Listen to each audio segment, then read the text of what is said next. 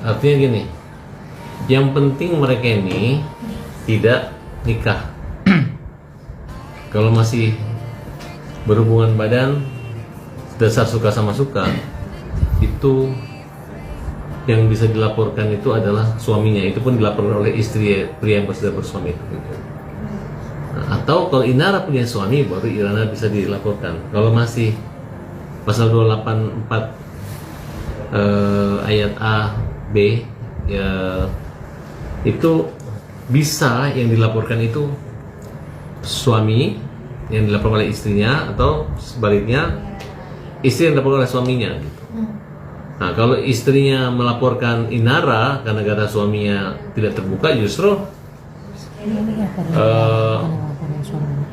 Inara bisa melaporkan balik wanita itu gitu, bahwa kenapa dia pria itu maupun laki-laki wanita itu pencemar nama baik terhadap dirinya, dan pria itu bisa dilaporkan penipuan gitu, mungkin menindur Inara dan dia mengaku masih lajang gitu.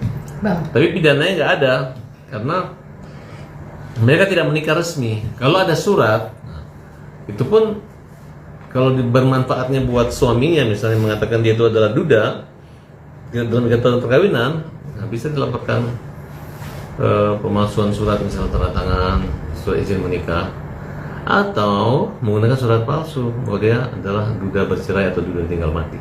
Oke, Bang, tapi kan baru-baru ini pengakuan dari suaminya yang Inara Rusli resmi polisikan Ihsanul Fahmi diduga lakukan penipuan soal status single. Oke, mungkin dari statement mbaknya tertipu, tapi bisa-bisanya sih mbaknya itu nggak kepo gitu.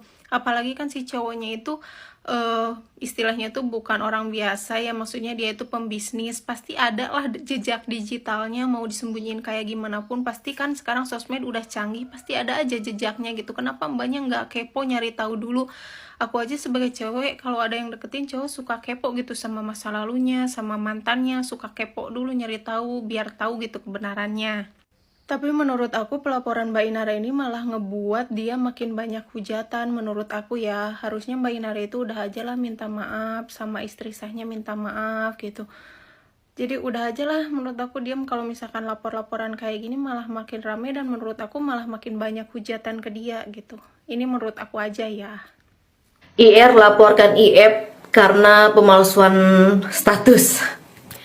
Menurut orang ini gak masuk akal ya, karena menurut pengakuan si IF sendiri, dia ngakunya ini sedang dalam proses cerai. Yang artinya apa? Yang artinya dia masih berstatus menikah. Yang artinya apa? Artinya dia masih punya istri. Oke? Tidak mungkin ya, tidak mungkin si IR ini seawam itu dalam masalah seperti ini. Apalagi dia dengan sadar mau dinikahi secara siri.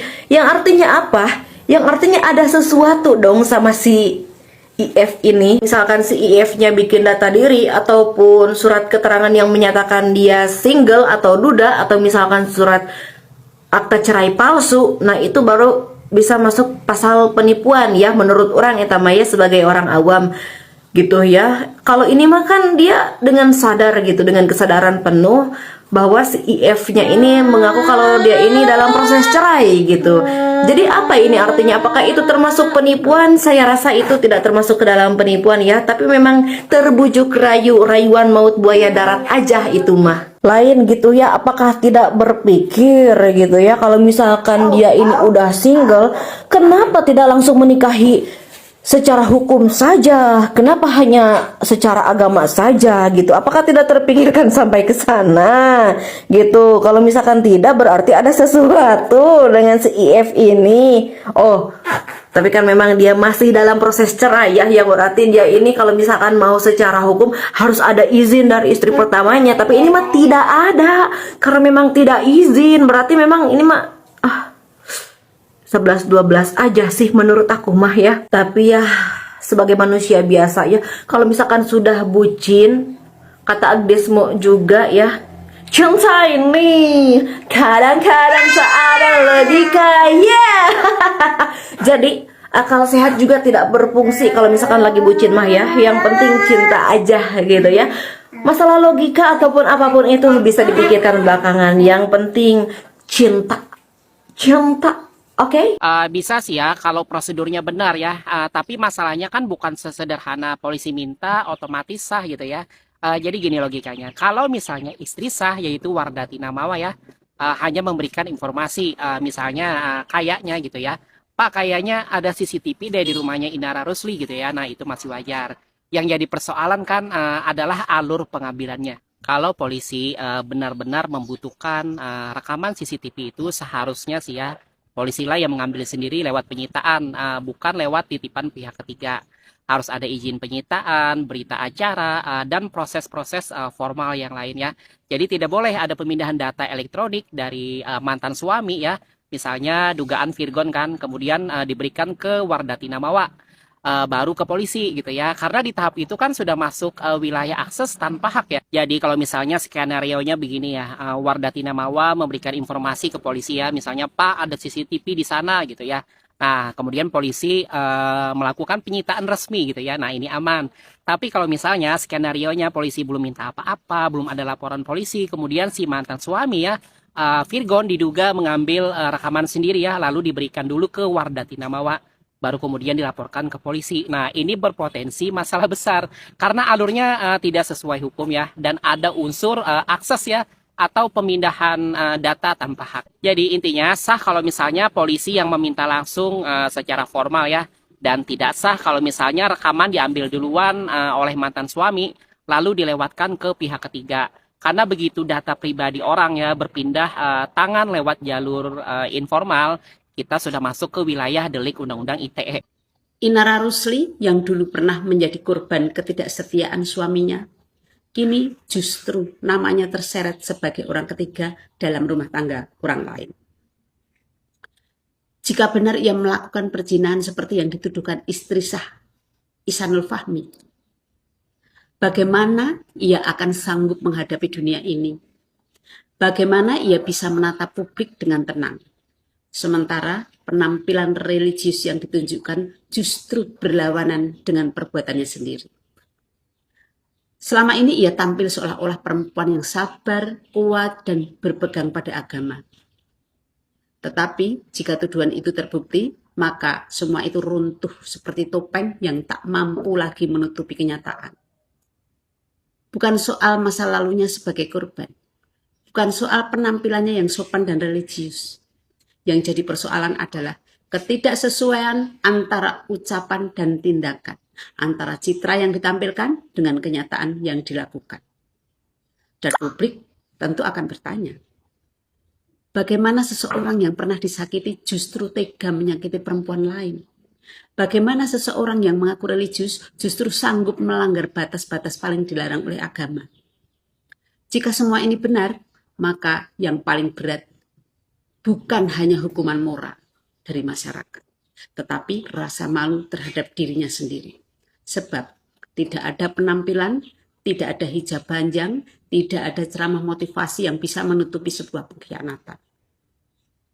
Pada akhirnya, hidup akan selalu menguji siapa kita sebenarnya. Bukan dari apa yang kita tampilkan, tapi dari apa yang benar-benar kita lakukan. Guys, kita komentarin yang lagi rame ya guys ya. Kita komentarin Inara yang lagi rame. Kan katanya dia itu nggak tahu kalau misalkan cowoknya itu udah punya istri, ngakunya. Ya kan, kalau menurut gua nih, kalau pelakor yang di Jakarta gitu khususnya guys ya, yang mainnya jauh gitu, yang mengerti asam garam kehidupan dan udah tinggal di Jakarta lama gitu, gue nggak percaya. Nggak mungkin seorang cewek kagak tahu, asli kagak mungkin seorang cewek tuh kagak tahu kalau misalkan dia sama laki-lakinya itu punya bini. Nggak mungkin banget ya. Jadi itu menurut gue itu pembenaran. Jadi menurut gue tuh nggak mungkin banget seorang cewek yang tinggal di Jakarta yang udah pernah mengalami asam garam kehidupan nggak tahu kalau misalkan laki ini punya bini. Kagak mungkin. Ya itu berdasarkan pengalaman hidup. Jadi kalau misalkan dia bilang dia kagak tahu, itu bohong. Ya kalau menurut gue, kalau gue jadi dia, gue akuin, gue minta maaf, gue tobat. Itu menurut gue ya. Terus udah gitu ya, kagak mungkin lah. Gak mungkin banget, kecuali lu tinggal di dalam perdesaan. ya kan, lu punya temen, lu nggak punya teman sama sekali, nggak bergaul dengan dunia luar. Nah ini seorang cewek di Jakarta yang bergaul dengan sosmed dan dunia luar, dan udah gitu dengan cara dia nggak pernah spill lakinya, ya berarti dia tahu itu laki. Sebelumnya kan dia nggak pernah spill itu laki, ya kenapa dia nggak spill? Karena dia tahu itu laki, ya udah punya bini gitu loh. Jadi menurut gue itu nggak mungkin. Ya itu berdasarkan dari pengalaman, berdasarkan dari apa ya? Ya gue tau lah maksud gue apa ya guys. Gue gak mau ngomong sekarang udah di emaknya Jaden gue. Tapi kalau saran dari gue, minta maaf aja, tobat, akuin tobat. Kenapa dulu gue mengakui? Karena gue mau mengakhiri dan mau tobat gitu. Kalau gak mau mengakhiri menurut gue berarti namanya belum mau tobat. Oke, tapi ya semangat ya, itu menurut gue.